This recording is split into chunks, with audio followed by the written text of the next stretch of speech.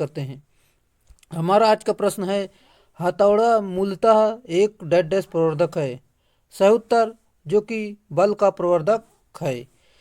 हथौड़ा मूलतः एक बल का प्रवर्धक है। हथौड़ा का कार्य दीवार में कील ठोकने, छेनी की सहायता से दीवार या लकड़ी आदि में छिद्र करने के लिए बल लगाता है।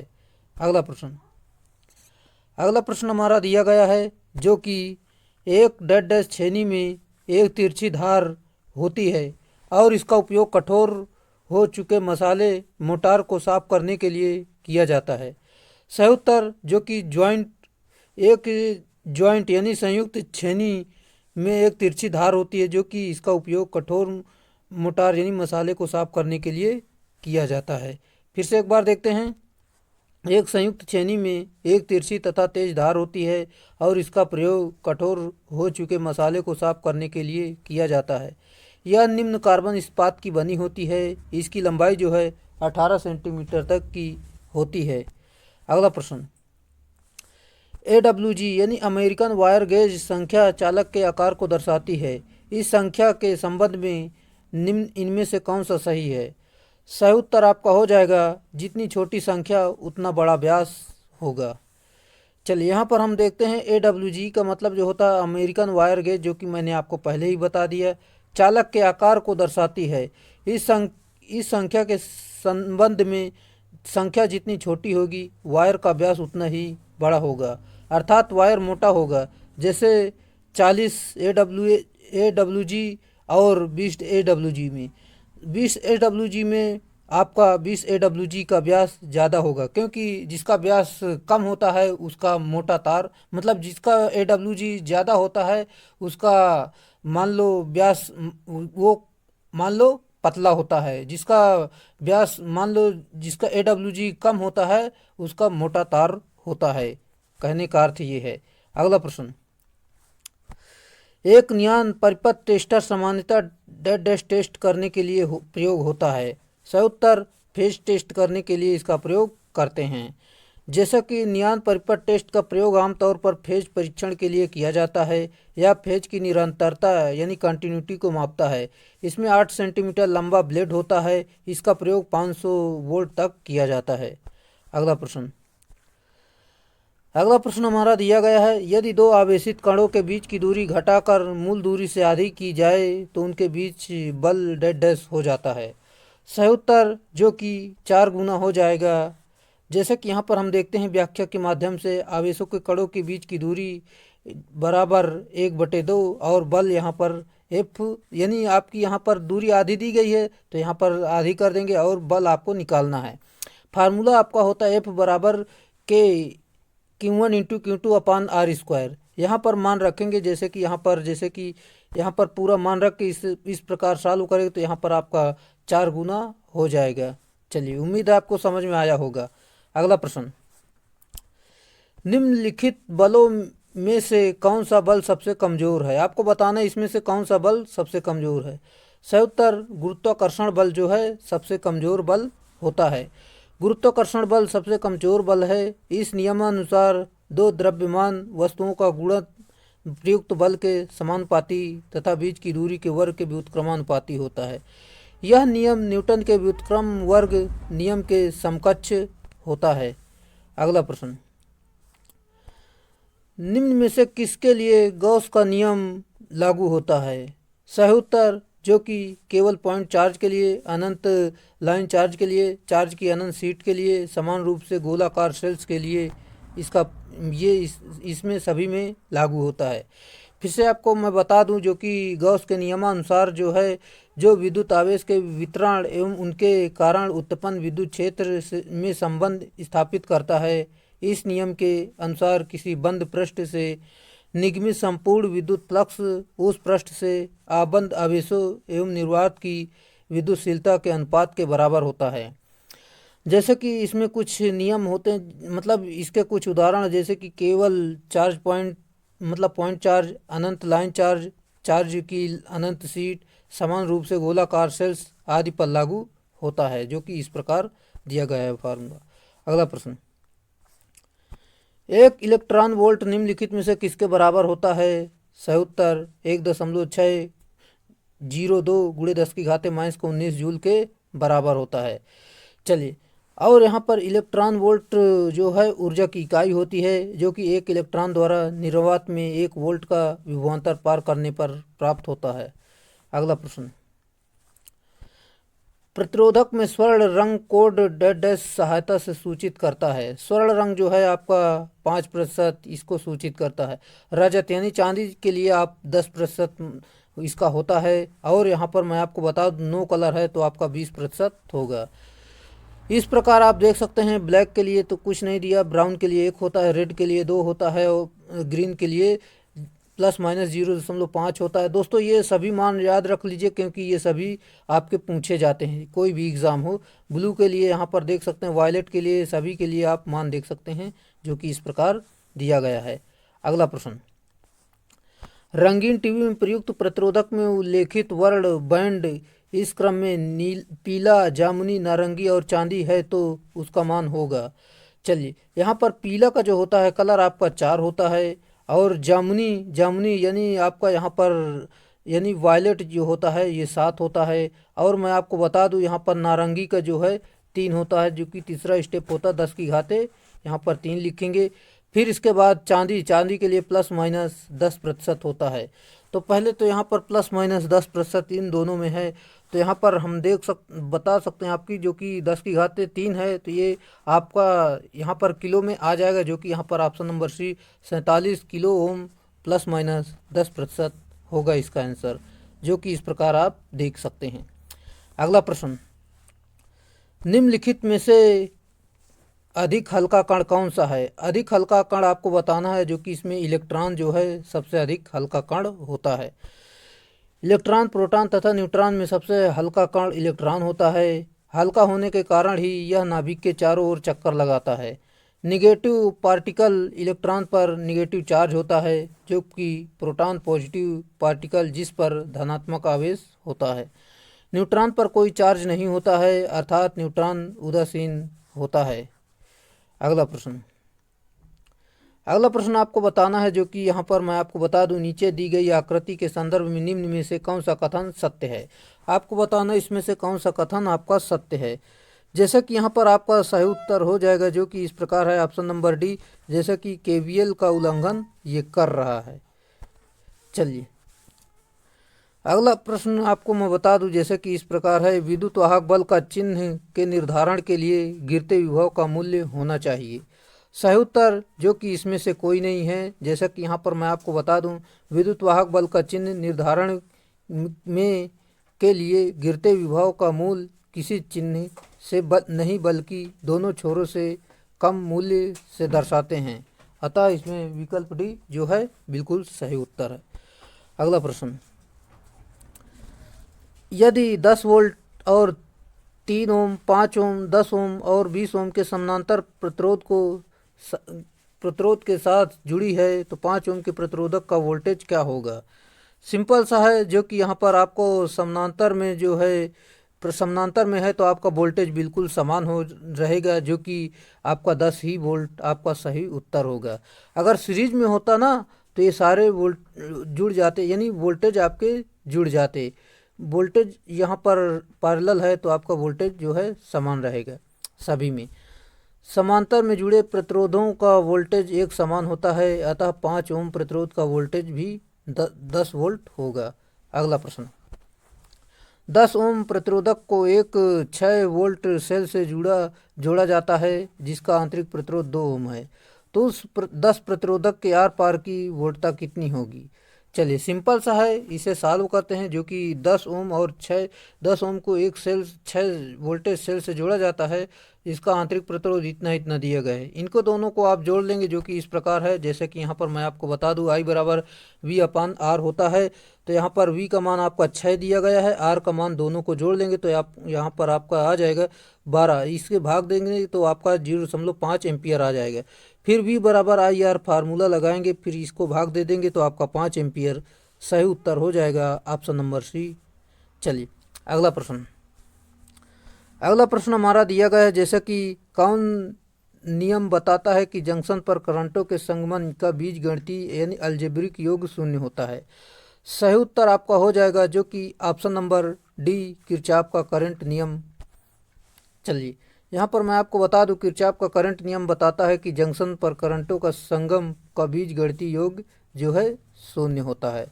अगला प्रश्न, एल्युमिनियम पर टकाई के लिए किस सोल्डर यानी फ्लक्स का उपयोग किया जाता है? सही उत्तर जो कि EYRA7 यानी बेरोजा का प्रयोग हम करते हैं। एल्युमिनियम पर टकाई के लिए EYRA7 या बेरोजा सोल्डरिंग गालक का उपयोग किया जाता है। सोल्डरिंग क्रिया को सरलतापूर्वक संपन्न करने के लिए फ्लक्स नामक आधात्मिक मिश्रण प्रयोग किया जाता है। यह चूर्ण अथवा लेई के रूप में उपलब्ध होता है। अगला प्रश्न, BIS के अनुसार दिष्ट करंट DC की आपूर्ति में धनात्मक, ऋणात्मक और तटस्थ तार के रंग कोड क्रमशः होगा। यहाँ पर मैं आपका बता दूं, जैसे कि DC करंट के लिए यहाँ पर आपका जैसे कि लाल, नीला और काला होता है। जैसे कि धनात्मक के लिए आपका लाल होता है और ऋणात्मक के लिए नीला होता है, और यहाँ पर जैसे कि आपका जो है ग्राउंड यानी अर्थिंग के लिए जो होता है वो काला होता है। इस प्रकार आप देख सकते हैं। जैसे कि BIS के अनुसार DC करंट की आपूर्ति में धनात्मक, ऋणात्मक और तटस्थ यानी अर्थिंग के लिए जो रंग होता है लाल, नीला और काला प्रयुक्त किया जाता है। अगला प्रश्न, सॉफ्ट सोल्डर में टीन और सीसा का प्रतिशत डैश डैश होता है। सही उत्तर जो कि 60-40 का प्रतिशत होता है, यानी आपका 60% टीन होता है और 40% सीसा होता है। जैसे कि सॉफ्ट सोल्डर टीन और सीसा के मिश्र धातु से बना होता है, जिसमें टीन जो होती है 60% और सीसा जो होता है 40% होता है। विद्युतीय काम में ज़्यादातर सॉफ्ट सोल्डर का ही प्रयोग किया जाता है। हार्ड सोल्डर कॉपर तथा जिंक के मिश्रण में से बना होता है। चलिए, जैसे कि दो धातुओं को आपस में एक सोल्डर द्वारा जोड़ने की प्रक्रिया को सोल्डरिंग कहते हैं। इसका उपयोग तारों के जोड़ को मजबूत तथा विद्युत प्रवाह में प्रतिरोध का कम करने के लिए किया जाता है। अगला प्रश्न, इनमें से कौन सा विकल्प प्लास्टिक फिल्म प्रकार का कैपेसिटर एक लाभ है? सही उत्तर जो कि उच्च तापमान पर ऑपरेशन है। उच्च तापमान पर ऑपरेशन प्लास्टिक फिल्म प्रकार का कैपेसिटर का एक लाभ है। कैपेसिटर वोल्टता परिवर्तन का विरोध करता है तथा इसकी इकाई जो है फैराड होती है। अगला प्रश्न हमारा दिया गया जो कि जैसा कि मैं आपको बता दूं, जो कि निम्नलिखित में से कौन से कैपेसिटर का उपयोग ट्यून्ड सर्किट कैपेसिटर की तरह किया जाता है? सही उत्तर पॉलीस्टीरीन कैपेसिटर का प्रयोग करते हैं। जैसे कि पॉलीस्टीरीन कैपेसिटर उच्च इंसुलेशन, कम रिसाव, कम डिस्टॉर्शन, विरूपण और उच्च तापमान स्थिरता प्रदान करता है, अतः इस कैपेसिटर को ट्यून्ड सर्किट में उपयोग किया जाता है। अगला प्रश्न, कक्षा 3 सिरेमिक कैपेसिटर को ढांकता हुआ के रूप में उपयोग किए जाने वाले सबसे आम यौगिक हैं। सही उत्तर जो कि बेरियम टाइटेनेट इसका उत्तर है। चलिए देख लेते हैं सिरेमिक कैपेसिटर के बारे में। इसकी जो धारिता है 1 से 5 पिको फैरेड तथा 16 से 100 पिको फैरेड होती है तथा 200 वोल्टेज तक होती है। इसका उपयोग रेडियो तथा टीवी संचरण में किया जाता है। इसमें आमतौर पर बेरियम टाइटेनेट प्रयोग किया जाता है। अगला प्रश्न, उच्च आवृत्तियों पर सबसे बेहतर कार्य करने वाले बाईपास कैपेसिटर यानी संधारित्र का प्रकार डैश डैश है। सही उत्तर जो कि सेरेमिक है। चलिए यहाँ पर मैं आपको बता दूं, उच्च आवृत्ति पर सबसे बेहतर कार्य करने वाले बाईपास कैपेसिटर यानी संधारित्र सेरेमिक प्रकार के होते हैं और एक दूसरे से सेरेमिक कंपाउंड की परत द्वारा पृथक हुई होती है। अगला प्रश्न, कैपेसिटर की प्लेटों पर आवेश डैश डैश व्यंजक द्वारा निरूपित किया जाता है। इसका सही उत्तर आपका हो जाएगा Q बराबर CV होगा। जैसे कि कैपेसिटर की चालक प्लेटों को धनात्मक चार्ज दिया जाता है जिससे उसका पोटेंशियल बढ़ जाता है। जितना अधिक कंडक्टरों को चार्ज दिया जाएगा उतना ही पोटेंशियल बढ़ेगा। जैसा कि यहाँ पर हम कह सकते हैं Q प्रोपोर्शनल V होता है, यानी स्थिरांक यानी आपका Q/V यहाँ पर बोल सकते हैं, यानी C बराबर Q/V होता है। यह स्थिरांक कंडक्टर की बनावट पर आधारित और दूसरी बात पर भी जिसको कंडक्टर कैपेसिटी कहते हैं, इस स्थिरांक को C से दर्शाते हैं जैसे कि कैपेसिटी चार्ज बटे पोटेंशियल होता है, यानी C बराबर Q/V या आप Q बराबर C भी बोल सकते हैं। अगला प्रश्न, फ्यूज वायर की रेटिंग सदैव निम्नलिखित में से व्यक्त की जाती है। सही उत्तर जो कि एम्पियर में व्यक्त करते हैं। जैसे कि फ्यूज की रेटिंग जो है एम्पियर में होती है, एनर्जी मीटर की जो रेटिंग होती है kWh में होती है, और पावर की जो रेटिंग होती है एम्पियर वोल्ट में होती है। अगला प्रश्न, नेशनल इलेक्ट्रिक कोड 2011 के अनुसार नाइफ स्विच डेड डैश पर निर्भर किए जाते हैं। सही उत्तर 1000 ampere per national electrical code 2011 के अनुसार नाइफ स्विच 30 से लेकर 1000 एम्पियर तक निर्धारित किए जाते हैं। अगला प्रश्न, आपको यहाँ पर बताना है इसमें कि जो कि दिया हुआ चित्र डेड डैश को दर्शा रहा है। सही उत्तर ये जो आपका है इंटरमीडिएट स्विच है, ये इसका उत्तर होगा। चलिए यहाँ पर मैं आपको बता दूं अगले प्रश्न की तरफ। जैसे कि बंद अतिधारा बचाव द्वारा परिपथ के लिए केबिल में आवश्यक धारा प्राप्त करने के लिए सामान्य धारा वहन क्षमता के रेटिंग फैक्टर का गुणांक होना चाहिए जो निम्न होता है। सही उत्तर 0.81 होगा। जैसे कि बंद अतिधारा बचाव द्वारा परिपथ के लिए केबिल में आवश्यक धारा प्राप्त करने के लिए समान धारा वहन क्षमता रेटिंग फैक्टर जो है गुणांक होता है 0.81 होना चाहिए। अगला प्रश्न, यद्यपि किसी विद्युत प्रतिष्ठापन का ICTP स्विच बंद अवस्था में हो तो भी स्विच में संयोजित भार सामान्य रूप से कार्य कर रहा है, तो इसका कारण क्या है। सही उत्तर स्विच में L व E के बीच भूदोष होता है। अगला प्रश्न, सीरीज परिपथ यानी श्रेणी परिपथ में अनुनादी आवृत्ति के ऊपर की स्थिति होती है। सही उत्तर जो कि XC छोटा होता है XL से, यानी RLC सीरीज परिपथ में अनुनादी आवृत्ति के ऊपर की स्थिति XC से बड़ा होता है XL, जो कि प्रेरक परिपथ की तरह व्यवहार करता है। अगला प्रश्न, एक RLC सीरीज परिपथ में यदि डेड डैश हो तो धारा आरोपित वोल्टेज के समान फेज में होगी। सही उत्तर प्रेरकी प्रतिघात और धारिती प्रतिघात के बराबर हो। चलिए यहाँ पर हम देख लेते हैं जो कि एक RLC सीरीज परिपथ में यदि प्रेरकी प्रतिघात धारिती प्रतिघात के बराबर हो तो धारा आरोपित वोल्टेज के समान फेज में होगी। इस परिस्थिति में टर्मिनल वोल्टता एवं धारा एक ही फेज में होगी, उसमें कालांतर का मान 0 होगा। अगला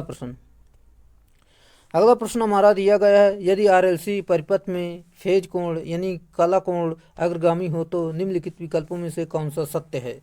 सही उत्तर जो कि यहाँ पर ऑप्शन नंबर A जो कि XC बड़ा होगा XL से। जैसा कि RLC परिपथ में फेज कोण जो है अग्रगामी हो तो तब यहाँ पर देख सकते हैं इस प्रकार की, पश्चगामी हो तो इस प्रकार का, और एकक हो तो दोनों XC बराबर XL होता है। चलिए अगला प्रश्न हमारा दिया गया है जो कि वह फ्रीक्वेंसी जिस पर अनुनाद उत्पन्न होता है डेड डैश कहलाता है। सही उत्तर आपका हो जाएगा जो कि रेजोनेंट फ्रीक्वेंसी कहलाता है, यानी ऑप्शन नंबर C आपका सही उत्तर है। वह फ्रीक्वेंसी जिस पर अनुनाद अनंत उत्पन्न होता है उसे रेजोनेंट फ्रीक्वेंसी यानी अनुनाद आवृत्ति कहलाती है। इसका मान जो है यहाँ पर देख सकते हैं इस प्रकार दिया गया है। चलिए अगला प्रश्न, एक RLC सीरीज परिपथ में जब आपूर्ति की आवृत्ति अनुनाद की आवृत्ति से अधिक होती है तो क्या होता है। सही उत्तर सप्लाई धारा लागू वोल्टेज से पश्च होती है। चलिए जैसे कि RLC सीरीज परिपथ में जब आपूर्ति की आवृत्ति अनुनाद की आवृत्ति से अधिक हो तब सप्लाई धारा लागू वोल्टेज से पश्चगामी होती है। RLC परिपथ में प्रतिरोधक, इंडक्टर तथा कैपेसिटर सीरीज क्रम में संयोजित होते हैं। चलिए दोस्तों, जैसा कि दोस्तों मैं आपको बता दूं, अगर आपको वीडियो पसंद आ रहा है तो वीडियो को लाइक करें और अधिक से अधिक दोस्तों में इसे शेयर करें ताकि सभी को पता चल पाए कि यहाँ पर भी तैयारी कराई जाती है जो कि किसी भी एग्ज़ाम के लिए हो। जैसे कि आपका UPPCL TG2, UP आर्मिनल TG2, कोई भी आपका एग्ज़ाम हो जो कि बिहार में वैकेंसी आ चुकी है विद्युत विभाग में, ये सारी वैकेंसियाँ, बहुत सारी वैकेंसियाँ इस समय चल रही वर्तमान में। अगर दोस्तों अगर आप इस साल तैयारी करते हैं अच्छे से तो आपका निश्चित ही 2024 में सिलेक्शन हो जाएगा। इसलिए आप हमारे से जुड़े रहें, और अगर आप हमारी पिछली वीडियो को देखना चाहते हैं तो प्लेलिस्ट बनी हुई है जो कि टॉपिक वाइज भी सॉल्यूशन दिया गया है, और यहाँ पर हमने और एक्स्ट्रा फैक्ट सहित पूरा यहाँ पर जानकारी दी है। चलिए, अगर आपको यहाँ पर वीडियो पसंद आ रहा है तो वीडियो को लाइक करें और अपने दोस्तों में शेयर जरूर करें। चलिए, अगला प्रश्न आपका दिया गया है, जैसा कि यहाँ पर मैं बता दूँ, 3 फेज यानी 3 कला डेल्टा संयोजित शुद्ध प्रतिरोधक परिपथ में शक्ति निम्न में से किस विकल्प द्वारा दर्शाई जाती है? सही उत्तर जो कि √3 VLIL होगा। 3 फेज डेल्टा संयोजन में शक्ति जो पावर होती है यहाँ पर √3 VLIL cos फाई यानी एक्टिव पावर होता है। चूँकि शुद्ध प्रतिरोधी परिपथ हेतु शक्ति गुणांक जो है cos फाई 1 होता है। यहाँ पर देख सकते हैं इसका मान पूरा दिया गया है। अगला प्रश्न, भारी 3 फेज मोटर वाले औद्योगिक उपभोक्ताओं को एक डेड डैश आपूर्ति प्रणाली प्रदान की जाती है। सही उत्तर 3 फेज 3 तार की आपूर्ति प्रदान की जाती है, जो कि भारी 3 फेज मोटर में वाले औद्योगिक उपभोक्ताओं को एक 3 फेज 3 तार की आपूर्ति प्रणाली प्रदान की जाती है। 3 फेज तार RYB होते हैं जो कि रेड येलो ब्लू होता है, और यह मोटर वेरी रोबस्ट मोटर होती है। अगला प्रश्न, एक पंखा 0.75 शक्ति गुणांक यानी पावर फैक्टर पर 230 वोल्ट AC आपूर्ति की से 350 मिली एम्पियर का कर्षण करता है, तो पंखे द्वारा ली गई वास्तविक शक्ति की गणना आपको करना है, जो कि यहाँ पर cos फाई बराबर मान दिया गया है, जो कि इतना दिया गया पावर, और यहाँ पर वोल्टेज दिया गया है, और यहाँ पर धारा दी गई है। फार्मूले पर मान आपको रखना है, जो कि P बराबर VI cos फाई होता है। पूरा मान ये यहाँ पर पुट कर देंगे और कैलकुलेशन कर लेंगे तो आपका यहाँ पर ऑप्शन नंबर ए 60.375 वाट होगा। अगला प्रश्न, एक संतुलित स्टार संयोजित परिपथ में न्यूट्रल तार में धारा होगी। न्यूट्रल तार में आपको बताना है धारा कितनी होगी। अगर संतुलित है तो न्यूट्रल तार में धारा जो है 0 होगी। संतुलित यानी बैलेंस स्टार कनेक्टेड परिपथ में न्यूट्रल तार में धारा का मान जो है 0 होता है। जैसे कि यहाँ पर देख सकते हैं न्यूट्रल धारा जो है चल रही है, जो कि यहाँ पर तीनों का योग होता है, और बैलेंस है तो यानी अनबैलेंस है तो न्यूट्रल तीनों के योग के बराबर होता है, जबकि बैलेंस है तो यहाँ पर तीनों न्यूट्रल जो है 0 होता है। न्यूट्रल में जो है करंट 0 होता है। धारा नियंत्रण यानी करंट कंट्रोल मोटर का प्रयोग डेड डैश के लिए किया जाता है। सही उत्तर बैटरी की सतत यानी कंटिन्यूटी चार्जिंग के लिए किया जाता है। धारा नियंत्रण मोड का प्रयोग बैटरी की सतत कांस्टेंट चार्जिंग के लिए प्रयोग में किया जाता है। अगला प्रश्न हमारा दिया गया, ई वोल्ट EMF और R ओम आंतरिक प्रतिरोध वाले इन सेलों को यदि समांतर में जोड़ा जाए तब करंट की सामर्थ्य यानी R बराबर लोड बटे बाह्य करंट होगा।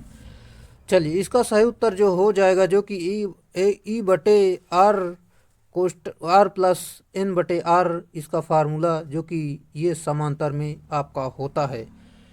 यहाँ पर ई वोल्ट EMF और R ओम आंतरिक प्रतिरोध वाले इन सेलों को यदि समांतर में जोड़ा जाए तब करंट का सामर्थ्य यहाँ पर देख सकते हैं, जो कि I बराबर होगा E बटे R प्लस N बटे R होता है। अगला प्रश्न हमारा दिया गया है, एक समांतर सीरीज संयोजन में सेल में M में पंक्तियाँ और प्रत्येक पंक्ति में N श्रेणी में N सेल हैं, और अगर प्रत्येक सेल का आंतरिक प्रतिरोध R है और लोड प्रतिरोध R है तो अधिकतम शक्ति अंतरण के लिए क्या शर्त होगी? सही उत्तर जो कि NR होगी इसका उत्तर होगा। जैसे कि यहाँ पर मैं आपको बता दूं, यदि पंक्तियाँ समांतर सेल में प्रत्येक सेल का आंतरिक प्रतिरोध इतना M बराबर मतलब प्रतिरोध बराबर M लोड प्रतिरोध होगा, जो कि यहाँ पर तुल्य वोल्टता यहाँ पर फार्मूला देख सकते हैं इस प्रकार दिया गया है। चलिए अगले प्रश्न की तरफ देखते हैं, जो कि हमारा अगला प्रश्न है,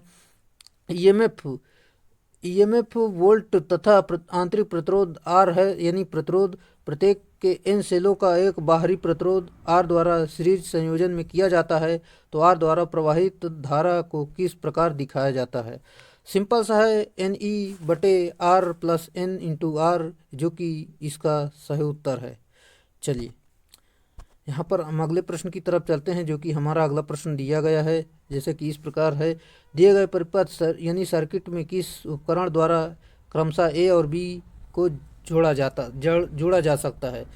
यहाँ पर आपको बताना है इसमें से कौन सा उत्तर है। सही उत्तर जो कि अमीटर और वोल्ट मीटर इसका उत्तर है।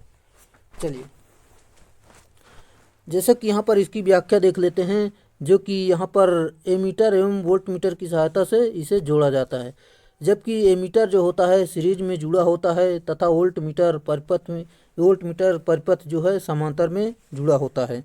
अगला प्रश्न, पारद का 760 mm 25 डिग्री सेल्सियस पर साधारण वायु की परावैद्युत क्षमता कितनी होती है। सही उत्तर 21.1 किलो वोल्ट प्रति mm होती है, जो कि यहाँ पर देख सकते हैं, जो कि पारद का इतना होता है 760 mm और इसको 25 डिग्री सेल्सियस पर साधारण वायु की परावैद्युत क्षमता जो है 21.1 किलो वोल्ट प्रति mm होती है। और जबकि 30 किलो वोल्ट प्रति mm अधिकतम मान होता है और पारा ही है जो साधारण ताप और दाब पर द्रव के रूप में होता है। अगला प्रश्न हमारा दिया गया, जैसा कि यहाँ पर मैं आपको बता दूं, एक बिंदु आवेश को एक अन्य नियत बिंदु आवेश से दी गई वृत्तीय पथ के साथ साथ गतिमान किया गया कार्य तभी शून्य होता है जब क्या होता है। जैसा कि यहाँ पर मैं आपको बता दूं, जो कि आपका यहाँ पर दिया गया है, यदि Q प्रारंभिक बिंदु पर लौट जाए और यदि दोनों आवेशों का परिमाप एक सा हो तथा उनके चिन्ह विपरीत हों। और अगला ऑप्शन है, यदि दोनों आवेशों का परिमाण एक सा हो जाए। सभी स्थितियों में सही है। चलिए यहाँ पर फिर से एक बार पूरी व्याख्या देख लेते हैं। जैसा कि एक बिंदु आवेश Q को एक अन्य नियत बिंदु आवेश के गिर्द वृत्तीय पथ के साथ साथ गतिमान किया जाता है तो इसमें किया गया कार्य तभी शून्य होगा जब दिए गए सारे विकल्प की विशेषता रखता हो, जो कि यहाँ पर आप देख सकते हैं फार्मूले से। अगला प्रश्न हमारा दिया गया, जो कि इस प्रकार है, जैसे कि कृत्रिम श्वसन यंत्र के रबर वाल्व को कितने समय में कम से कम एक बार संचालित किया जाना चाहिए। सही उत्तर 15 से 20 मिनट बार संचालित किया जाना चाहिए। कृत्रिम श्वसन यंत्र के रबर वाल्व को 15 से 20 मिनट में एक बार संचालित किया जाना चाहिए। कृत्रिम श्वसन त्वरित श्वास उपलब्धता के लिए एक प्रभावी कदम है जो रोगी को दुर्घटना की स्थिति में ही प्रदान किया जाता है और यह प्रक्रिया दुर्घटना की स्थिति में त्वरित की जाने वाली सुरक्षा सेवा है। अगला प्रश्न, यदि विद्युत आघात से प्रभावित व्यक्ति बेहोश हो जाता है, सांस लेना बंद कर देता है, लेकिन उसका हृदय कार्य कर रहा होता है, तो अति आवश्यक और तत्काल उपचार कौन सा है। सही उत्तर जो कि कृत्रिम श्वसन यही सबसे अच्छा उपचार है। एक इस प्रकार के प्रभावित व्यक्ति को कृत्रिम श्वसन प्रदान किया जाता है। कृत्रिम श्वसन की मुख्यतः 4 विधियां होती हैं, जो कि सैफर विधि, सिल्वेस्टर विधि, मुंह से मुंह वाली विधि होती है, मुंह से नाक वाली विधि होती है। अगला प्रश्न, मरने के जोखिम के साथ सिर पर चोट लगे पीड़ित के लिए कौन सा सुनहरा समय होगा। सही उत्तर जो कि ऑप्शन नंबर डी, पहले 60 मिनट। यहाँ पर तो 30 मिनट होता है, जो कि इसमें गलत दिया गया है। दुर्घटना की स्थिति में आरंभिक 30 मिनट गोल्डन आवर्स कहलाते हैं। इसमें पीड़ित के बचने की संभावना सर्वाधिक होती है। यहाँ पर ऑप्शन 30 मिनट नहीं दिया है। चलिए, कार्डियोपल्मोनरी रेस्पिरेशन हृदय फुफ्फुसी पुनर्जीवन का पहला चरण क्या है। सही उत्तर छाती पर जोर से दबाना इसका पहला चरण है। कार्डियोपल्मोनरी रेस्पिरेशन फुफ्फुसी पुनर्जीवन का पहला चरण छाती को जोर से दबाना होता है। यह कार्य दुर्घटना के दौरान त्वरित किया जाना चाहिए। अगला प्रश्न, विद्युत संबंधित कार्य करते समय डेड डैश से बिजली का झटका यानी इलेक्ट्रिक शॉक लगने की आशंका नहीं है। सही उत्तर सूखी लकड़ी। सूखी लकड़ी विद्युत का कुचालक होती है, जबकि धातु की छड़, गीली रस्सी और गीली लकड़ी विद्युत के चालक होते हैं। अगला प्रश्न, सामान्य आयु और स्वस्थ वाले व्यक्ति के शरीर का प्रतिरोध का मान क्या होगा? सही उत्तर 1 किलो ओम होता है, जो कि गीली त्वचा में। सामान्य स्वस्थ मनुष्य के प्रतिरोध 1 किलो ओम होता है। शुष्क त्वचा का प्रतिरोध जो है 70 किलो ओम से लेकर 100 किलो ओम के प्रति वर्ग सेंटीमीटर तथा भीगी त्वचा का प्रतिरोध जो है 1 किलो ओम होता है। सूखी त्वचा है तो आपका 70 किलो ओम से लेकर 100 किलो ओम के बीच होता है। चलिए यहाँ पर हम अगले प्रश्न की तरफ चलते हैं, जो कि हमारा अगला प्रश्न दिया गया है। जैसे कि यहाँ पर देखते हैं, अगला प्रश्न है यहाँ पर एक यूनी जंक्शन ट्रांजिस्टर यूजेटी के पास बेस के बीच 10 वोल्ट यदि आंतरिक स्टैंड ऑफ अनुपात 0.65 है तो पीएन जंक्शन में आगे वोल्टेज ड्रॉप जो है 0.7 वोल्ट है। तो पीक पॉइंट वोल्टेज ज्ञात करना है आपको। चलिए यहाँ पर जैसा कि पूरा मान दिया गया, आपको इस यहाँ पर सॉल्व करना है। इस फार्मूले पर मान रखेंगे, जो कि यहाँ पर आंतरिक स्टैंड ऑफ अनुपात इतना दिया गया है, पीएन जंक्शन वोल्टेज ड्रॉप इतना दिया गया है, बेस वोल्टेज यहाँ पर इतना दिया गया है, पीक पॉइंट वोल्टेज आपको निकालना है। पीक पॉइंट वोल्टेज बराबर फार्मूला होता है जो कि नीटा वोल्टेज बी, जो कि यहाँ पर दिया गया है। यहाँ पर जैसे कि 10 जो दिया गया है, ये वोल्टेज बेस वोल्टेज और यहाँ पर वोल्टेज ड्रॉप दिया गया है, यानी इनको गुणा कर लेंगे दोनों को और इसे जोड़ लेंगे तो आपका यहाँ पर 7.2 वोल्ट इसका सही उत्तर हो जाएगा। यानी ऑप्शन नंबर डी सही उत्तर है। चलिए देख लीजिए और आपको समझ में आया भी होगा। अगला प्रश्न, दोस्तों अगर वीडियो अच्छा लग रहा है तो वीडियो को लाइक ज़रूर कर दें, कम से कम 2 से 4 दोस्तों में ऐसे शेयर ज़रूर कर दें। डायोड जिसमें नकारात्मक प्रतिरोध क्षेत्र है और इसका उपयोग ऑसिलेटर में किया जाता है तो उसे क्या कहते हैं? सही उत्तर टनल डायोड कहते हैं। चलिए देखते हैं यहाँ पर टनल डायोड। टनल डायोड वह पीएन संधि डायोड होते हैं जिसमें बहुत अधिक अशुद्धि की डोपिंग के कारण टनलिंग प्रक्रिया संभव हो जाती है। अगला प्रश्न हमारा दिया गया, जैसे कि यहाँ पर मैं आपको बता दूं, निम्नलिखित में से कौन सी सामग्री ग्राफ में दिखाए गए गुण को प्रदर्शित करता है? इधर रेजिस्टेंस है, इधर टेम्परेचर है। चलिए यहाँ पर आपका है, जैसे कि यहाँ पर ग्लास कांच, यानी इसका सही उत्तर है। प्रदर्शित ग्राम ऋणात्मक ताप गुणांक का अर्धचालक, कुचालक, कार्बन एवं इलेक्ट्रोलाइट ऋणात्मक ताप गुणांक पदार्थ होते हैं। अगला प्रश्न, निम्नलिखित में से कौन सा विद्युत रोधी यानी इंसुलेटर का एक वांछनीय गुण है? सही उत्तर निम्न 6 गुणांक एक वांछनीय गुण है। चलिए व्याख्या देख लेते हैं, जो कि इसकी व्याख्या दी गई है।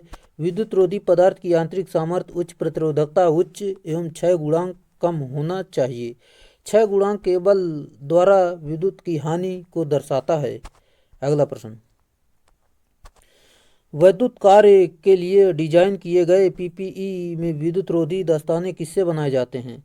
सही उत्तर जो कि रबर से बनाए जाते हैं। चलिए यहाँ पर देखते हैं, विद्युत कार्य के लिए डिजाइन किए गए पीपीई में विद्युत रोधी दस्ताने रबर के बनाए जाते हैं जो सुरक्षित कार्य हेतु महत्वपूर्ण होते हैं। जहाँ पीपीई का पूरा जो नाम होता है, इसका पूरा नाम विस्तार से जो है पर्सनल प्रोटेक्टिव इक्विपमेंट होता है। अगला प्रश्न, अभ्रक की परावैद्युत शक्ति डैश की सीमा होती है। सही उत्तर 20 से 40 किलोवोल्ट प्रति एमएम होती है।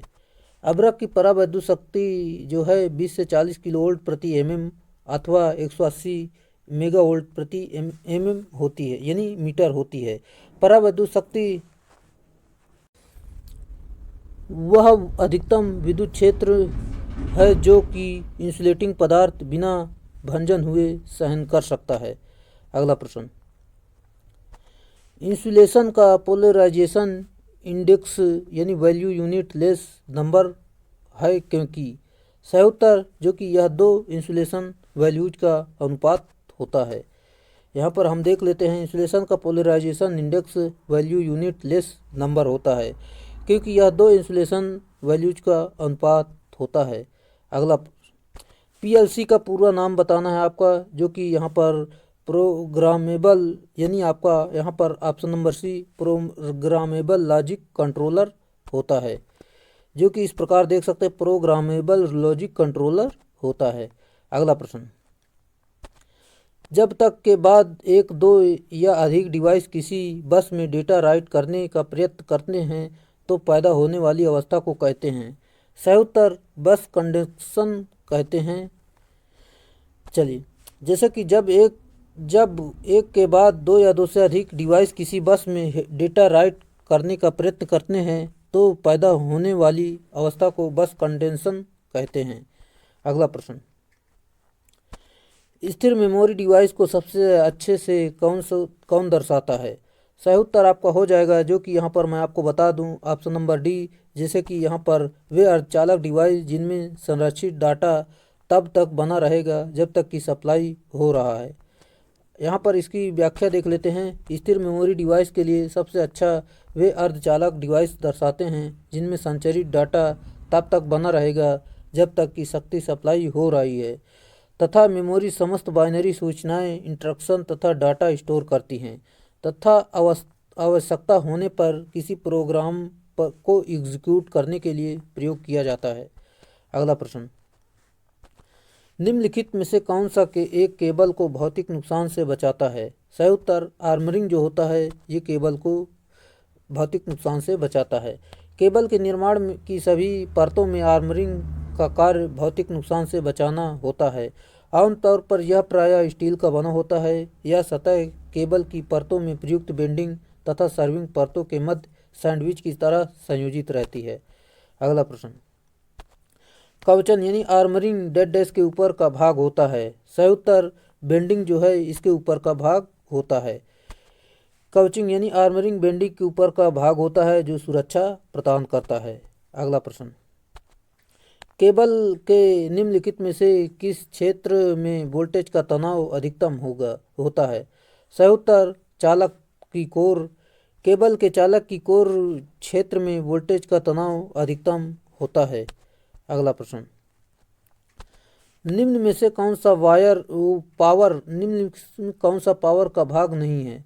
सही उत्तर भार जो है पावर का भाग नहीं है। एक पावर केबल में आवरण, परावैद्युत और चालक इनका भाग होता है, परंतु लोड इसका भाग नहीं है। अगला प्रश्न, केबल का कवच किससे बना होता है? सही उत्तर आपका है, जो कि ऑप्शन नंबर यहाँ पर मैं बता दूँ आपको, इनमें से कोई नहीं। चलिए व्याख्या के माध्यम से आपको बताते हैं। केबल का कवच स्टील का बना होता है जो कि यांत्रिक प्रतिघातों से सुरक्षा देता है। साथ ही ज्ञात रहे हैसियल टेप तथा जूट के तांत का प्रयोग केबल में इंसुलेशन के लिए किया जाता है। यह इंसुलेशन धात्विक कटाव को रोकता है। अगला प्रश्न, केबल पर धात्विक परिरक्षण की मोटाई आमतौर पर होती है। सही उत्तर 0.04 mm होती है। केबल की धात्विक परिरक्षक मोटाई आमतौर पर 0.04 mm होती है। साथ ही ज्ञात रहे केबल में कुल 6 स्तर होते हैं जिन्हें core, insulation, metallic sheath, bedding, armouring तथा सर्विंग से दर्शाया जाता है। अगला प्रश्न आपका दिया गया, जो कि यदि सीरीज वाइंडिंग को आर्मेचर के साथ सीरीज में जोड़ा जाता है और फिंगर शंट वाइंडिंग को संयोजन के समांतर में रखा जाता है, एक जनित्र का निर्माण करेगा। सही उत्तर आपका हो जाएगा, जैसे कि यहाँ पर मैं आपको बता दूँ, जो कि इसका सही उत्तर है option number B, long shunt compound generator का निर्माण करेगा। व्याख्या के माध्यम से यहाँ पर देखते हैं, जो कि इस प्रकार है। जैसे कि इसे थोड़ा छोटा कर लेते हैं, इस प्रकार दिखेगा। अब यदि सीरीज वाइंडिंग आर्मेचर के सीरीज में जुड़ी हो और शंट वाइंडिंग आर्मेचर के संयोजन यानी समांतर में जुड़ी हो, तब दीर्घ शंट यानी लॉन्ग शंट कंपाउंड जनरेटर आपका बनेगा, जो कि इस प्रकार दिया गया है। ये आपका लॉन्ग शंट कंपाउंड जनरेटर होता है। अगर यहीं पर ये शंट वाइंडिंग जो है इसके आर्मेचर के समांतर में जुड़ी होती है तो ये शॉर्ट शंट कंपाउंड जनरेटर आपका हो जाता है। अगला प्रश्न, एक डीसी जनरेटर डेड डैश के सिद्धांत पर कार्य करता है। सही उत्तर विद्युत चुम्बकीय प्रेरण के सिद्धांत पर कार्य करता है। जैसे कि एक डीसी जनरेटर विद्युत चुम्बकीय प्रेरण के सिद्धांत पर कार्य करता है। डीसी जनरेटर में उत्पन्न विद्युत वाहक बल की दिशा फ्लेमिंग के दाएं हाथ के नियम से ज्ञात करते हैं। और DC generator dynamic induced EMF के सिद्धांत पर कार्य करता है। अगला प्रश्न, अगला प्रश्न हमारा दिया गया है, जैसे कि यहाँ पर देखते हैं हम, आर्मेचर में वाइंडिंग डेड डैश से जुड़ी होती है। आर्मेचर में जो वाइंडिंग होती है सीरीज या समांतर क्रम में जुड़ी होती है। आर्मेचर एक बेलनाकार ड्रम जैसा होता है जो सिलिकॉन स्टील की पत्तियों को लेमिनेशन के साथ साथ रिपीट करके बनाया जाता है। अगला प्रश्न, आर्मेचर वाइंडिंग के संबंध में सही विकल्प आपको चुनना है। ईएमएफ वर्किंग ईएमएफ फ्लक्स से उत्पादित होता है। आर्मेचर वाइंडिंग में विद्युत वाहक बल वर्किंग फ्लक्स से उत्पादित होता है। यह चुंबकीय फ्लक्स में छेदन करके विद्युत वाहक बल पैदा करता है।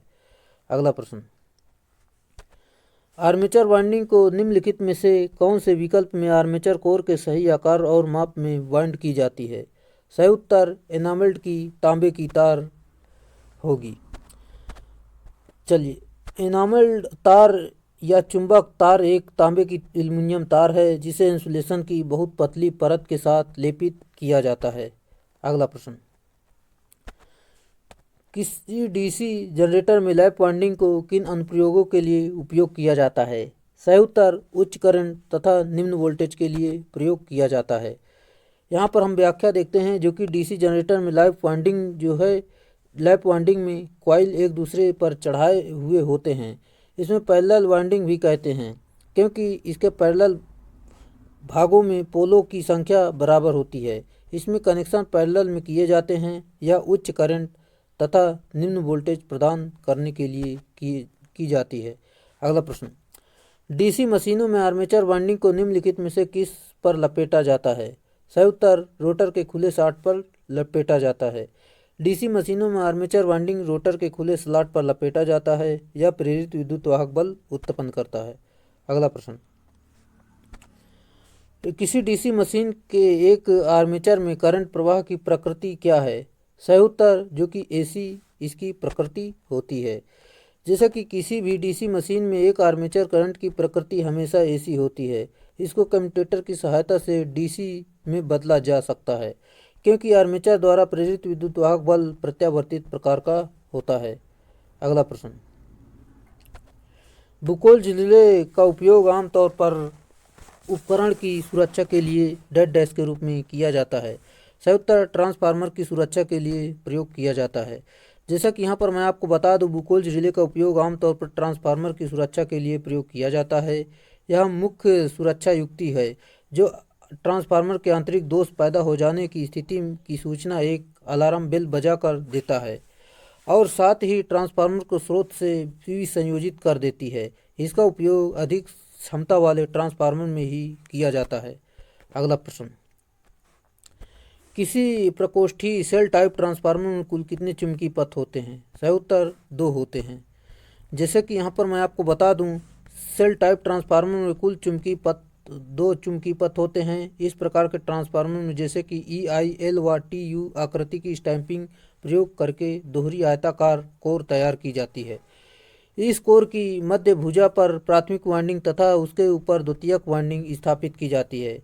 इस प्रकार के ट्रांसफार्मर सिंगल फेज सप्लाई एवं वोल्टेज का उच्चारण तथा अपचयन करने के लिए प्रयोग किए जाते हैं। अगला प्रश्न हमारा दिया गया, जैसे कि किसी ट्रांसफार्मर में स्वच्छनक यानी ब्रीदरों का उपयोग डेड डैश के लिए किया जाता है। सही उत्तर हवा में नमी खींचने के लिए इसका प्रयोग हम करते हैं। अगला प्रश्न, शंट मोटर में फ्लक्स स्थिर रहता है इसलिए बल आघूर्ण डेड डैश होता है। सही उत्तर सीधे आर्मेचर धारा के अनुपातिक होता है। चलिए दोस्तों, अगर आपको वीडियो तनिक भी पसंद आ रहा है तो वीडियो को लाइक किए बिना ना जाएं। और दोस्तों, अगर आप वीडियो पे आए हैं तो पूरा वीडियो ज़रूर देखें। चलिए, शंट मोटर में फ्लक्स स्थिर रहता है इसलिए बल आघूर्ण सीधे आर्मेचर धारा के अनुपातिक होता है, जो कि इस प्रकार, जैसे कि यहाँ पर आप समझ सकते हैं। चलिए हम अगले प्रश्न की तरफ चलते हैं। हमारा अगला प्रश्न दिया गया है, अगर डीसी शंट मोटर की रफ्तार बढ़ाई जाती है तो बैक ईएमएफ डेड डैश है। सही उत्तर बढ़ता है। अगर डीसी शंट मोटर की रफ्तार की बढ़ाई जाती है तो बैक ईएमएफ भी बढ़ जाता है, जो कि इस प्रकार दिया गया है। अगला प्रश्न, भार बढ़ने पर दिष्ट धारा शंट मोटर की गति डेड डैश पर निर्भर करती है। सही उत्तर जो कि थोड़ी कम हो जाती है। यहाँ पर मैं आपको बता दूं, भार बढ़ जाने पर डीसी शंट मोटर की गति थोड़ी कम हो जाती है डीसी शंट मोटर का उपयोग कम लोड वाली मशीनों को स्थिर गति पर चलाने के लिए किया जाता है। टार्क वृद्धि का गति पर पड़ने वाला प्रभाव लगभग नगण्य होता है, परंतु टार्क बढ़ने पर गति थोड़ी सी कम हो जाती है। चलिए अगला प्रश्न। डीसी शंट मोटर में चाल होती है। सही उत्तर जो कि आर्मेचर के द्वारा उत्क्रमानुपाती होती है। डीसी शंट मोटर की चाल आर्मेचर धारा के उत्क्रमानुपाती होती है क्योंकि फ्लक्स स्थिर रहता है। अगला प्रश्न। सीआरओ का उपयोग किस सीमा तक की आवृत्तियों को मापने के लिए किया जाता है? सीआरओ का जो उपयोग है 1 गीगाहर्ट्ज की आवृत्ति को मापने के लिए हम करते हैं। जैसे कि सीआरओ का उपयोग 1 गीगाहर्ट्ज की आवृत्ति को मापने के लिए किया जाता है और ऑसिलोस्कोप या सीआरओ यानी कैथोड रे ऑसिलोस्कोप एक ऐसा इलेक्ट्रॉनिक मापक यंत्र है जिसके द्वारा डीसी अथवा एसी वैद्युतिक राशियों की तरंग आकृति को पर्दे पर स्पष्ट देखा जा सकता है और उनका मापन किया जा सकता है। ऑसिलोस्कोप समानता एक्स और वाई प्लॉटर है जिसमें कैथोड किरणें एक पेन के रूप में कार्य करती हैं।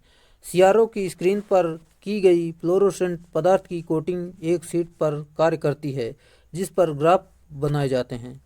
अगला प्रश्न। अगला प्रश्न हमारा दिया गया है जो कि इस प्रकार है। जैसे कि यहाँ पर मैं आपको बता दूं, सिंगल फेज इंडक्शन टाइप ऊर्जा मीटर में अधिकतम बल आघूर्ण उत्पन्न होगा जब चुंबकीय फ्लक्स। आपको यहाँ पर सही उत्तर हो जाएगा जो कि option number D supply voltage के 90 डिग्री के पश्चिगामी हो। चलिए फिर से एक बार आपको बताते हैं जो कि single phase induction motor energy meter को वाट आवर मीटर भी कहते हैं। यह इलेक्ट्रोमैग्नेटिक इंडक्शन के सिद्धांत पर कार्य करता है। इसमें जब shunt magnetic flux supply voltage से 90 डिग्री पश्चिगामी होता है तो उच्चतम टार्क उत्पन्न होता है और त्रुटि जो है शून्य हो जाती है। अगला प्रश्न। चित्र में दिखाए गए एम्पियर मीटर द्वारा प्रदर्शित मान क्या होगा? यहाँ पर आपको बताना है इसमें प्रदर्शित जो मान है कितना है। जैसे कि यहाँ पर आपका यहाँ पर क्या पूछा गया है, यहाँ पर आपका धारा यानी आपका यहाँ पर क्या होगा, यानी आपकी जो है यहाँ पर धारा यानी आपकी धारा पूछा है। तो धारा निकालने के लिए यहाँ पर 2 सीरीज में जुड़े हुए हैं 10-10 ओम के, तो यहाँ पर 20 ओम हो जाएगा।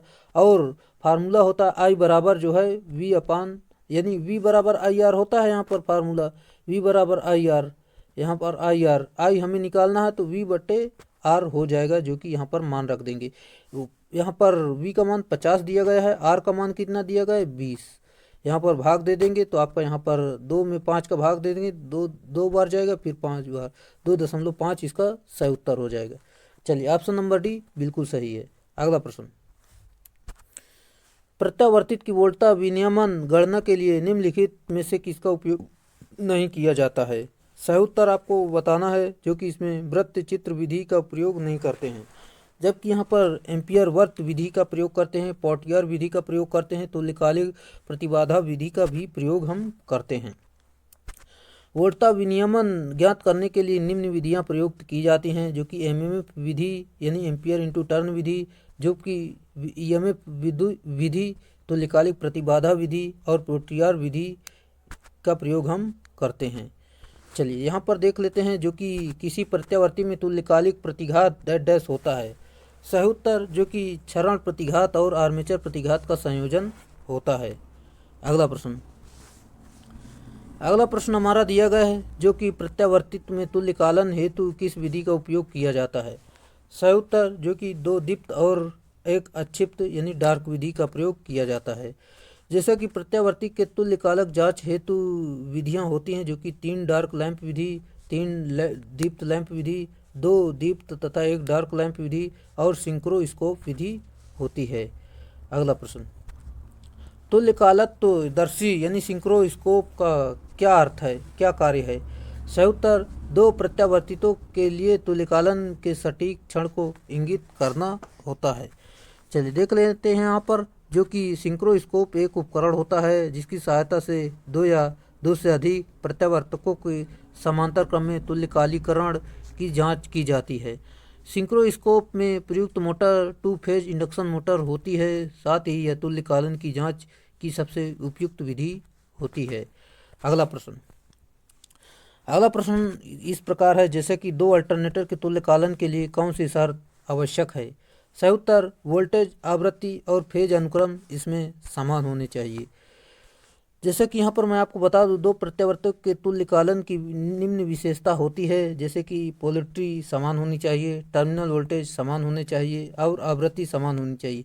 फेज अनुक्रम भी आपके समान होने चाहिए। चलिए अगला प्रश्न, किस स्टार्टर में 3 संकुचक और एक टाइमर का प्रयोग किया जाता है? सही उत्तर ऑटोमेटिक स्टार्ट डेल्टा स्टार्टर में इसका प्रयोग हम करते हैं। चलिए पूरी जानकारी यहाँ पर हम आपको बताते हैं। जैसा कि ऑटोमेटिक स्टार्ट डेल्टा स्टार्टर में 3 संकुचक और एक टाइमर का प्रयोग किया जाता है। स्टार्ट डेल्टा स्टार्टर के द्वारा मोटर को स्टार्ट करते समय मोटर को उसके फुल वोल्टेज का 1/√3 वोल्टेज ही मिलता है। स्टार्ट डेल्टा स्टार्टर का प्रयोग 5 HP से लेकर 20 HP तक की मोटरों को स्टार्ट करने में किया जाता है और इस विधि में मोटर को प्रारंभिक बल आघूर्ण जो है डीओएल स्टार्टर की तुलना में 1/3 गुना हो जाता है। अगला प्रश्न, आमतौर पर 3 phase squirrel cage induction motor का पूर्ण भार करंट है। सही उत्तर निर्धारित HP का 1.5 गुना होता है। चलिए यहाँ पर मैं आपको बता दूँ, आमतौर पर 3 फेज की स्क्वायरल केज इंडक्शन मोटर का पूर्ण भार करंट का मान उसकी हार्स पावर रेटिंग का 1.5 गुना होता है, जबकि 3 फेज की स्क्वायरल केज प्रेरणा मोटर की प्रारंभिक करंट का मान उसकी पूर्ण भार का करंट मान का 5 से 7 गुना होता है। यह मोटर के फैराडे की इलेक्ट्रोमैग्नेटिक इंडक्शन के सिद्धांत पर कार्य करती है। इसका उपयोग इंडस्ट्रियल क्षेत्र में केवल AC सप्लाई पर बहुतायत मात्रा में किया जाता है, जैसे कि यह हमेशा लैगिंग पावर फैक्टर पर चलती है। अगला प्रश्न, निम्न में से किस मोटर को कम लागत व रख रखाव की आवश्यकता होती है? सही उत्तर इंडक्शन मोटर को जो है कम लागत और कम रख रखाव की आवश्यकता होती है। यहाँ पर हम देख लेते हैं पूरी जानकारी। दी गई मोटरों में से इंडक्शन मोटर को कम लागत व कम रख रखाव की आवश्यकता होती है। इस मोटर का निर्माण निकोलस टेस्ला ने किया था, इसलिए इसे कभी कभी टेस्ला मोटर के नाम से भी जाना जाता है। यह मोटर फैराडे के इलेक्ट्रोमैग्नेटिक इंडक्शन के सिद्धांत पर कार्य करती है, इसलिए इसे इंडक्शन मोटर भी कहते हैं। यह मोटर केवल AC सप्लाई पर कार्य करती है। इसका उपयोग औद्योगिक क्षेत्र में किया जाता है। यह सदैव पश्चगामी शक्ति गुणक पर चलती है। अगला प्रश्न हमारा दिया गया है, जो कि ट्रांसफार्मर की शीतलन यानी कूलिंग क्यों जरूरी है? सही उत्तर जो कि गर्मी को हटाता है। यहाँ पर मैं आपको बता दूँ, ट्रांसफार्मर को ठंडा होना जरूरी है क्योंकि इसकी कार्य कुशलता बढ़ती है और ऊष्मा की अत्यधिक मात्रा ट्रांसफार्मर की वाइंडिंग में क्षति पहुँचा सकती है, जैसे वाइंडिंग का जलना आदि। इसीलिए कूलेंट का प्रयोग ऊष्मा की क्षतिपूर्ति हेतु किया जाता है ताकि ट्रांसफार्मर का ताप न बढ़े। अगला प्रश्न,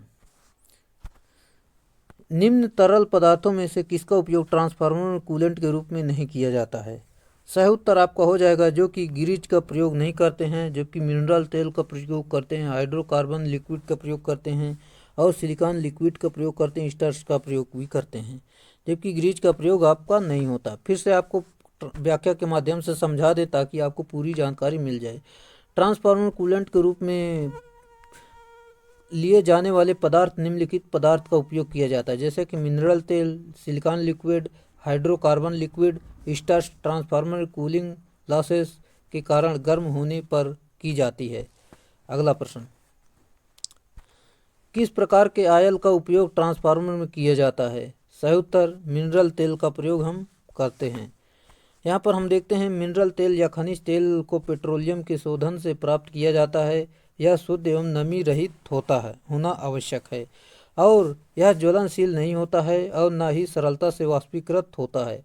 वास्तव में यह एक विशेष ग्रेड का मोबिल ऑयल ही है। अगला क्वेश्चन दिया गया है, जैसे कि ट्रांसफार्मर में अच्छे शीतलन द्रव के लिए निम्नलिखित में से कौन सा गुण होना आवश्यक नहीं है? सही उत्तर जो कि यहाँ पर आपका हवा में रखने पर सरलतापूर्वक आर्द्रता अवशोषण करता है, यही आपका आवश्यक नहीं होता है, जबकि आपके जैसे कि अधिक इंसुलेशन प्रतिरोध आवश्यक होता है, बेहतर ऊष्मा संचालन आवश्यक होता है, निम्न विस्कासिता आवश्यक होती है। ट्रांसफार्मर शीतलन द्रव के रूप में खनिज तेल का प्रयोग किया जाता है। इसके साथ ही इसको हवा में खुला रखने पर भी सरलतापूर्वक आर्द्रता अवशोषक कर लेता है। अगला प्रश्न, समांतर प्रचालन के लिए संभव 3 से 3 फेज ट्रांसफार्मर संबंधन है। सही उत्तर स्टार डेल्टा से स्टार डेल्टा संबंधन होते हैं। किसी भी 3 फेज ट्रांसफार्मर समांतर संयोजन की प्राथमिक शर्त यह है कि उसमें फेज क्रम में समान होना चाहिए। इसके अतिरिक्त वे समान ग्रुप के होने चाहिए और उनमें प्रति यूनिट प्रतिबाधा का मान समान होना चाहिए, जो कि इसमें विकल्प ए में बिल्कुल सही उत्तर दिया गया। अगला प्रश्न, 4 पोल वाला प्रत्यावर्तक यानी अल्टरनेटर 1500 आरपीएम पर चल रहा है। प्रत्यावर्ती की आवृत्ति क्या होगी? सिंपल सा है, 4 पोल का है तो 50 हर्ट्ज आवृत्ति होगी।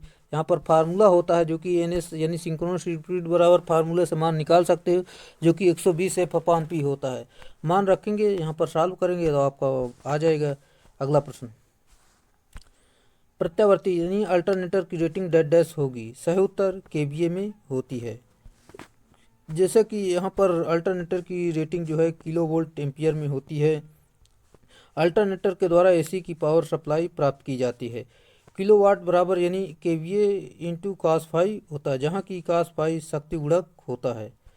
अगला प्रश्न, 2 प्रत्यावर्तित यानी अल्टरनेटर के तुल्यकालन के लिए मुख्य शर्तें क्या हैं?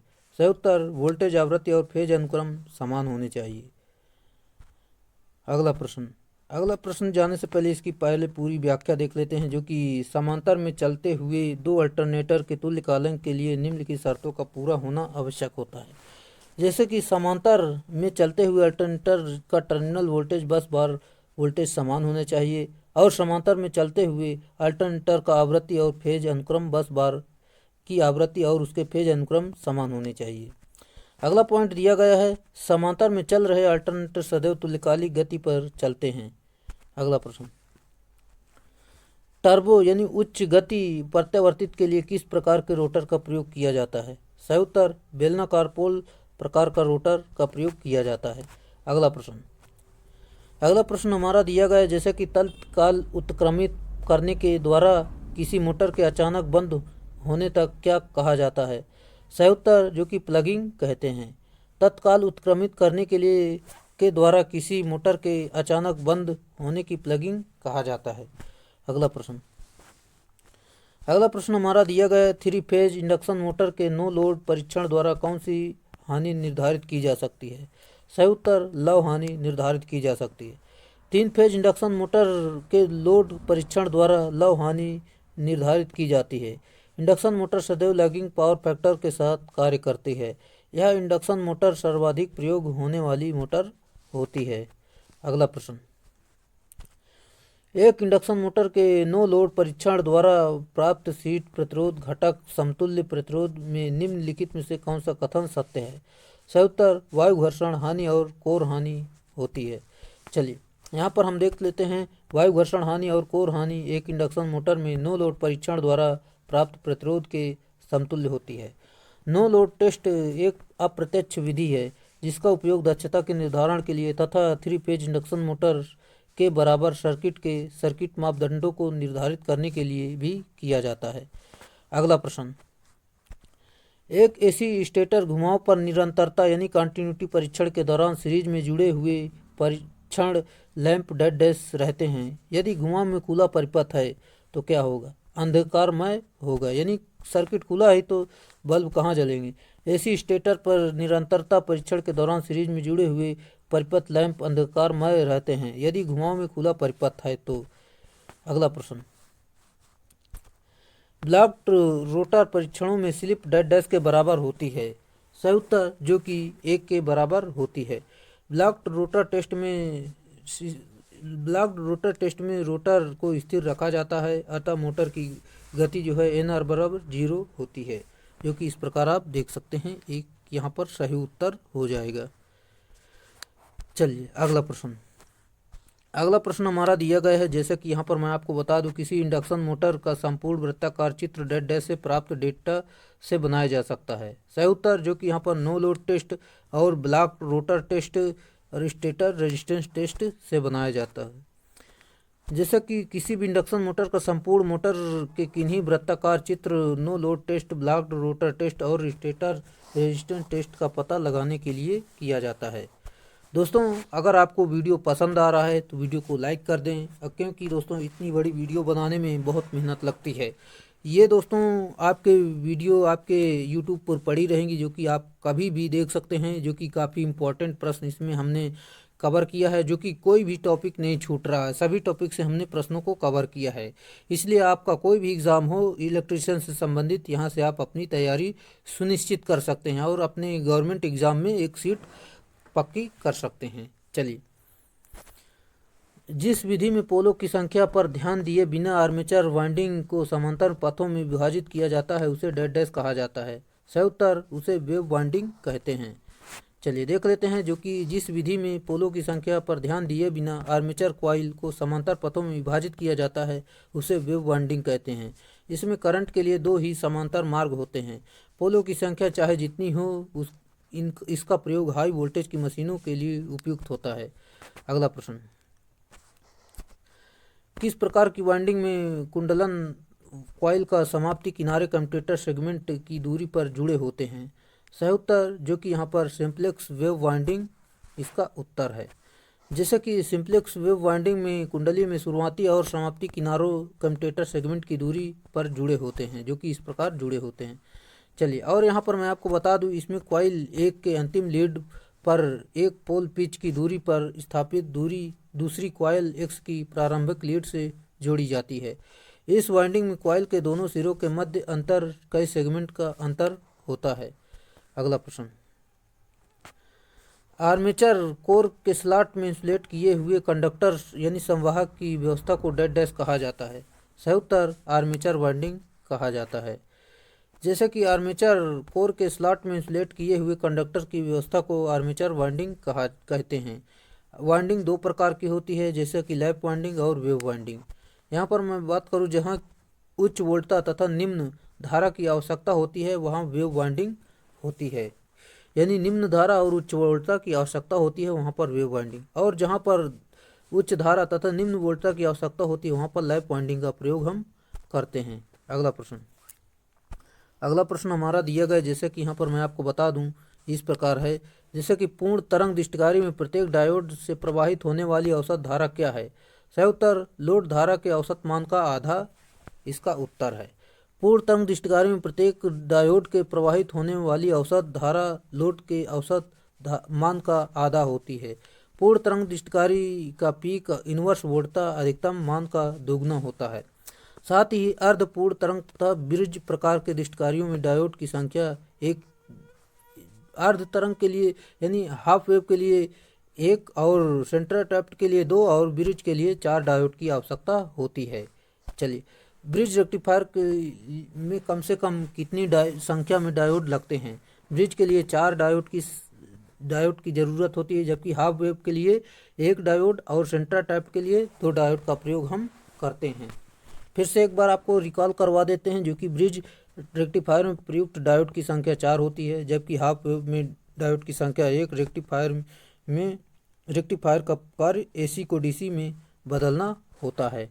अगला प्रश्न, इनमें से कौन सा ब्रिज रेक्टिफायर की एक हानि है? सही उत्तर, जो कि अर्ध तरंग दृष्टिकारी की तुलना में डायोड की संख्या अधिक होती है इसमें। जैसे कि यहाँ पर मैं आपको बता दूं, सीतु यानी ब्रिज की दक्षता अर्ध तरंग दृष्टिकारी से दोगुनी होती है, उर्मिला वोल्टता निम्न होता है और तथा परिणामित यानी ट्रांसफार्मर की उपयोगिता गुणांक ज़्यादा होता है।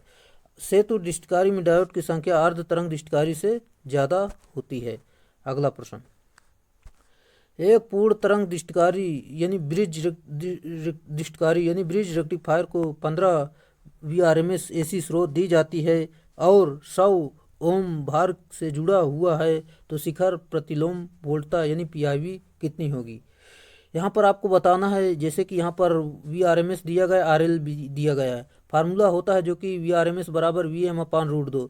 फार्मूले पर मान रखेंगे, सॉल्व करेंगे तो आपका यहाँ पर उत्तर ऑप्शन नंबर बी सही हो जाएगा। चलिए अगला प्रश्न, no load transformer full wave rectifier में जरूरी डायोड की संख्या न्यूनतम संख्या है। सही उत्तर, जो कि यहाँ पर 4 डायोड की संख्या होती है। नो लोड ट्रांसफार्मर में फुल वेव रेक्टिफायर की जरूरी डायोड की संख्या 4 होती है, जबकि एक डायोड ट्रांसफार्मर में डायोड की संख्या 2 होती है। अगला प्रश्न हमारा दिया गया, जो कि यहाँ पर मैं आपको बता दूं, जैसा कि एक प्रदीप्ति दीप की चौक कुंडली शॉर्ट सर्किट हो गई है तो इसका परिमाण क्या होगा। सही उत्तर, दीप को पुनः चालू करने पर उसका तंतु फूंक जाएगा। चलिए यहाँ पर मैं आपको बता दूं, जैसे कि एक प्रदीप्ति दीप की चौक कुंडलन शॉर्ट सर्किट हो गई है तो दीप को पुनः चालू करने पर उसका तंतु फूंक जाएगा। चौक एक उच्च कंडक्टिव रिएक्टेंस वाला इंडक्टर होता है, जिसे लौह पत्तियों से निर्मित क्रोड पर तांबे का इनेमेल्ड तार लपेट कर तैयार किया जाता है। ऐसी परिपथ में संयोजित किए जाने पर यह पर्याप्त मात्रा में वोल्टेज घटाता है और परिपथ की विद्युत धारा का मान नियंत्रित रखता है। अगला प्रश्न, गैस विसर्जित लैंप कुछ समय अंतराल के बाद पूरी दीप्ति से जलते हैं। निम्नलिखित लैंप में से किस लैंप में अन्य की अपेक्षा अधिक समय देरी पैदा होती है। सही उत्तर, सोडियम वेपर लैंप में होता है। जैसे कि गैस विसर्जन लैंप कुछ समय अंतराल के बाद पूरी दीप्ति से जलते हैं। सोडियम वेपर लैंप में अन्य की अपेक्षा अधिक समय देरी से पैदा होता है। सोडियम वेपर लैंप यू आकृति की कांच की एक ट्यूब होती है, जिसके सिरों पर 2 ऑक्साइड लेपित टंगस्टन इलेक्ट्रोड होते हैं। अगला प्रश्न, एडिशन स्क्रू प्रकार के लैंप होल्डर के बाहरी चूड़ीदार के संपर्क को हमेशा जोड़ना चाहिए। सही उत्तर, सर्किट के न्यूट्रल से हमेशा जोड़ना चाहिए। एडिशन स्क्रू प्रकार के लैंप होल्डर के बाहरी चूड़ीदार संपर्क को हमेशा सर्किट के न्यूट्रल से जोड़ना चाहिए। अगला प्रश्न, एक गैस भरे टंगस्टन लैंप के प्रचालन के लिए कितना तापमान आवश्यक है। सही उत्तर, 2300 डिग्री सेल्सियस तापमान आवश्यक है। एक गैस से भरे टंगस्टन लैंप के प्रचालन के लिए 2300 डिग्री सेल्सियस तापमान आवश्यक होता है। अगला प्रश्न, एक फ्यूज्ड बल्ब के आर पार निरंतरता बनाए रखने के लिए लैंपों को लड़ी में प्रत्येक बल्ब सुरक्षा के बतौर एक युक्ति को लगाना आम बात है। इस युक्ति का नाम क्या है। सही उत्तर, एनटीसी थर्मिस्टर होता है। चलिए, एक फ्यूज्ड बल्ब के आर पार निरंतरता बनाए रखने के लिए लैंपों में लड़ी के प्रत्येक बल्ब सुरक्षा के बतौर एक यूनिट लगाना आम बात है। इस युक्ति का नाम एनटीसी यानी थर्मिस्टर होता है। अगला प्रश्न, कॉमन कलेक्टर कॉन्फ़िगरेशन का करंट लाभ क्या है। सही उत्तर, जो कि IE/IB होता है। जैसे कि कॉमन कलेक्टर जिसे IE/IB से व्यक्त करते हैं, धारा गेन सर्वाधिक होता है, इसलिए इस प्रकार के विन्यास का प्रयोग इम्पीडेंस मैचिंग में किया जाता है। अगला प्रश्न, ट्रांजिस्टर में धारा लब्धि प्रचाल का विशिष्ट मान संग्राहक धारा का उत्सर्जक में धारा एमीटर अनुपात डैश की सीमा में होता है। सही उत्तर, 0.95 से लेकर 0.99 होता है। संग्राहक धारा का उत्सर्जक धारा में अनुपात कॉमन धारा लब्धि कहते हैं। इसका सामान्य मान इतना होता है, जो कि 0.95 से 0.99 होता है। अगला प्रश्न,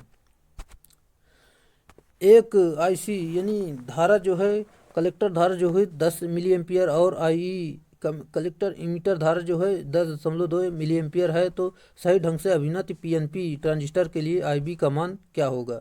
सिंपल सा है, IB बराबर IE माइनस IC। यहाँ पर दोनों घटा देंगे तो आपका यहाँ पर मान निकल कर आ जाएगा, जो कि यहाँ पर option number D 200 micro ampere इसका उत्तर होगा। अगला प्रश्न, एक उभयनिष्ठ उत्सर्जक ट्रांजिस्टर की धारा लब्धि 50 है तो बेस धारा 5 एम्पियर संगत परिवर्तन के लिए उत्सर्जक धारा परिवर्तन होगा। सिंपल सा है, यहाँ पर बीटा बराबर दिया गए धारा बेस धारा दी गई है, जो कि यहाँ पर इस फार्मूले पर मान रखना है। इतना निकाल लेंगे, IC बराबर डेल्टा IC बराबर, फिर यहाँ पर मान रखेंगे तो आपको यहाँ पर 255 ऑप्शन नंबर D सही उत्तर हो जाएगा। इस प्रकार आपको सॉल्व करना है। चलिए अगला प्रश्न, उभयनिष्ठ संग्राहक BJT के लिए निवेश प्रतिबाधा और निर्गत प्रतिबाधा क्या है। सही उत्तर, उच्च निवेश प्रतिबाधा और निम्न निर्गत प्रतिबाधा होती है। चलिए, ये थे, जैसे कि यहाँ पर मैं आपको बता दूं, configuration, common base, common ammeter, common collector. Input में यहाँ पर देख सकते हैं इस प्रकार इसका मान दिए गए हैं। चलिए